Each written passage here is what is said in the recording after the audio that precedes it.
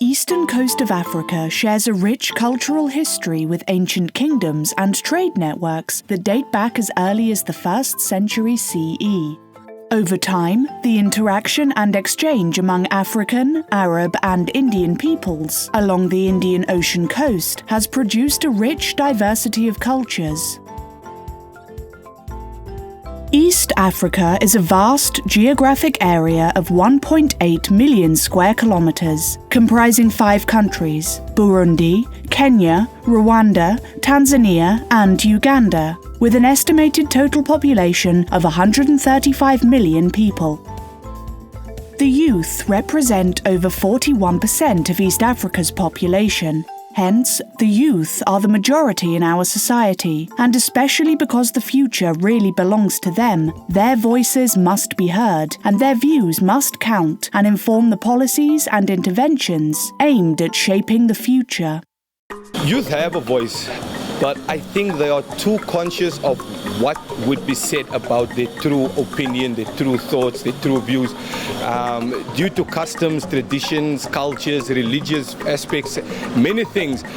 At this present time, young people are not useless, but we are being used less. Young people have the potential to be able to create a wonderful Africa where we live. I value honesty. I value accountability. I also value my family.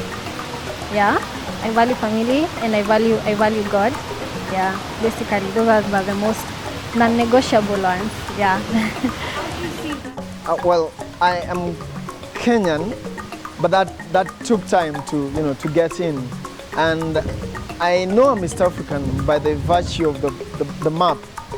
It places me in East Africa.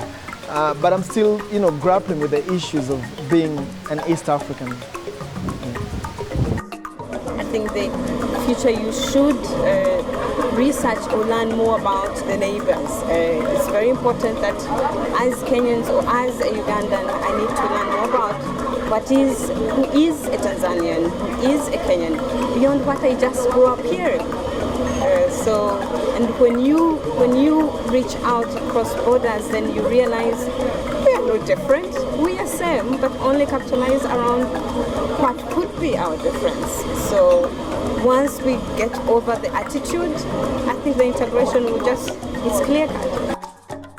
A study conducted by the East Africa Institute of the Aga Khan University in October 2014 sought to investigate issues that were core to shaping a young person growing up in the region. By understanding in depth and from the youth the issues that shape who they are today, the survey provides insights into who they could become in the future. A total of 6,000 youth were interviewed in Kenya, Tanzania, and Uganda. These included both rural and urban, male and female, and across different age classes between 18 and 35. Similarities across the countries were found in how young people constructed their identity around faith, family, nationality, and the fact that they were youth. Youth across the region also share aspirations of owning successful businesses, and also looked up to US President Barack Obama as a role model. Some revelations, however, were surprising, especially concerning attitudes towards sexual relationships. 1 in 2 East African youth have low self-esteem. They feel no one cares about them, and they would not be missed if they disappeared from the face of the earth.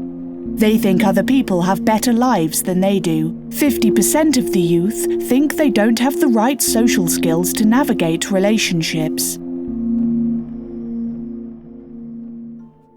These and more were the issues discussed at the seminal gathering of over 200 youth from all the 5 countries that comprise the East African community. The dialogue brought together youth leaders to debate and reflect on key issues that significantly determine how they see and intervene in the society. The purpose of the East Africa Dialogue series was really to provide a space where evidence engages and informs conversations. We went out, worked with professional survey company, collected data on various aspects of youth, including self-esteem, political participation, civic engagement, use of media, social media and technology. We looked at issues of accountability, ethics and values and role models.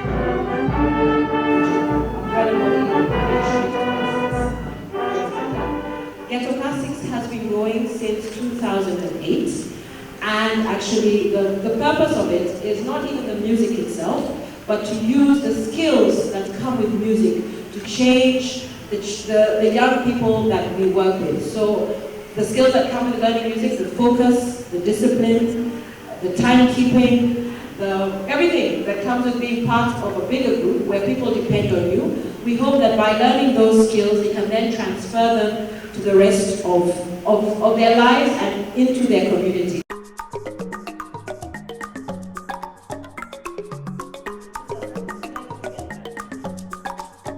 Under the direction of performance scholar Mashai Mwangola, a theatrical production was used to breathe life into the data by giving characters and voices to present the findings while portraying the nuances and aesthetics of the region. I want to thank this cast. All of the people you see here are young people. Only 2 have been on stage before, and they are not actors. They have spent the last month going through all the data, creating the characters from the youth data that they got, and creating this performance. So please join me in that. The dialogue provided a highly interactive platform that allowed participants' voices to be heard in 10 small round-table dialogue formats. But how have we used the numerical strength that we have? How many youths do we have in elected positions to push the youth agenda? Yeah. Are they really pushing the youth agenda? They're not. So we have been our own enemies, and that is something that we need to change. Do we have a youth that actually has the strength to stand up and say, this is how the system goes, these are the rules of the system, but we're going to be different, to take the risk, because it's not easy, but we need to take the risk, actually stand up and do things differently from the policy level. The Roundtable on Accountability discovered what East African attitudes are on following rules. It was found that most respondents agreed that it was both important to follow rules and that it is also equally important to face the consequences of one's actions. Where do you get the moral authority to demand for accountability? If you're a citizen who does not vote, do you have the moral authority to demand for accountability? If you're a citizen who does not fulfill the responsibilities highlighted in your constitution, do you have the moral authority to demand for accountability? With 21st century advancements, social media and mobile technology have emerged as powerful sources of information and interaction. However, SMS and voice, closely followed by smart applications and social networking sites, are still a long way off from replacing older modes of communication, like radio and TV. These various platforms inform the aspirations and fears of the youth, the details of which revealed the development of a need to be not only financially independent, but to own business and lots of property. Apparently, as youth, they have very low self-esteem levels, which means we are branded. You cannot go out there without being branded as a youth. The things that come with being a youthful stage that are branded and stuck to you until you graduate from that level. Resources are also an issue for us youth. You might be interested in doing something because there are different levels of youth. We have youth who are actually identified as skilled. Then we have the unskilled and totally the youth that are completely unrecognized. Those that are outside there, the touts, the street children, they are youth. Who is speaking for them? Because they're termed as a bother, as a nuisance, as a problem that has been growing. More than money and power, respondents showed value in friends and freedom. The values that topped the list, however, were a devout faith in God and family. So it came as a surprise when sexual reproductive health data illustrated a more liberal frame of mind when faced with questions on extramarital affairs and infidelity. But more worrying is the high rate of teenage sex and an accompanying laxity in the use of contraception.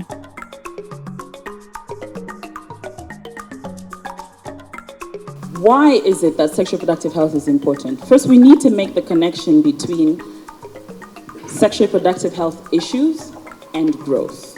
And that means understanding that what type of investments would allow us to accrue the type of growth we want to experience. So let me give an example. One example is the use of contraceptives. For the case of Tanzania, only 20% of young women who are married are using modern contraceptives. And for us to be able to control the population, we need to at least reach a 60%, what they call contraceptive prevalence rate. That means you're able to have the number of children you can provide for, and that means you have the children that you plan to have. This raised the question, who the youth identify with the most? Or rather, how do they perceive themselves? A cross-section of both male and female respondents from different religions and living either in rural or urban settings called to the fore both their youth and their citizenship as core to their identity. Astounding realizations were made, however, about how little tribal and East African allegiances mattered to the future leaders. For example, in Kenya, you find that people are motivated to vote along tribal lines. In Tanzania, there's a big lineage for people to vote towards parties. And in Uganda, there's a big lineage for people to vote towards individuals. But all throughout, we found that a big source of motivation was money. People just voted for whoever could pay the most money in all three countries. If given the opportunity, what type of leaders would they make?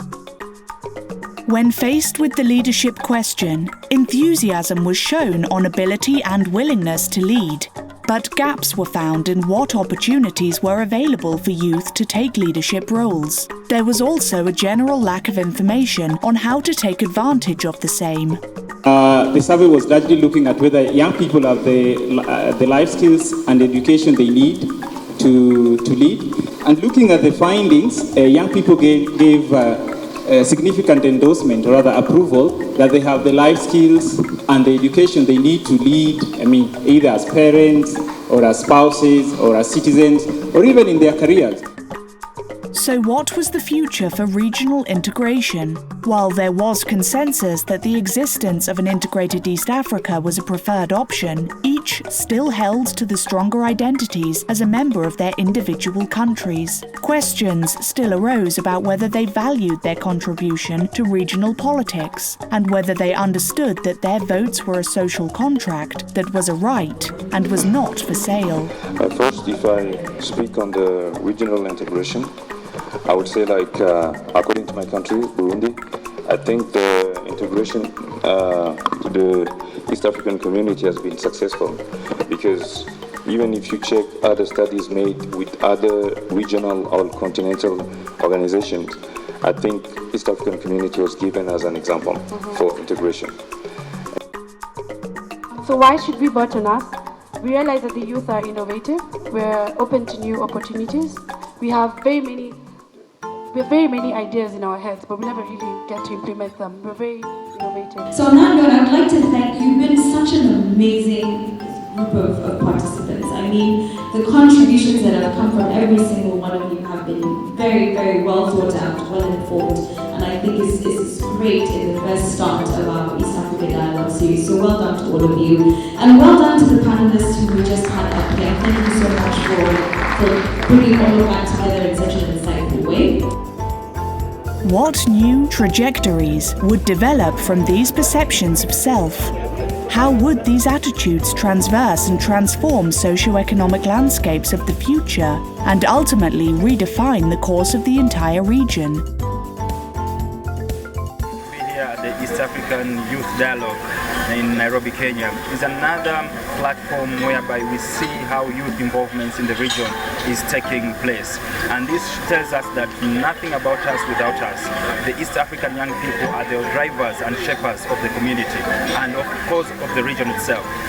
organizations and the people, all people who they are working for the young people, the ministries and all the East African Cooperation, who they are focusing on the young people, they should prepare the manuals and they should make sure that this information they are reaching to the young people and preparing different forums like the one which Aga Khan prepared now.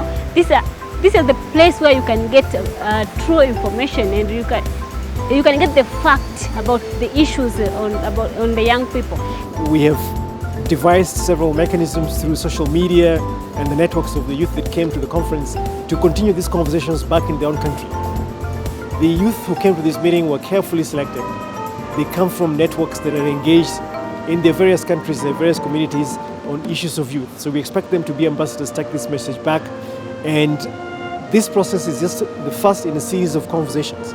Subsequent conversations will bring together practitioners, the policy makers, will bring together people in research, people in development programs that touch on issues that deal with the youth. And we hope that in the coming months we will engage a much broader conversation that begins to push the frontiers for some real action. Overall, the youth remain happy and positive about their future and look forward to making successful members of society in the future.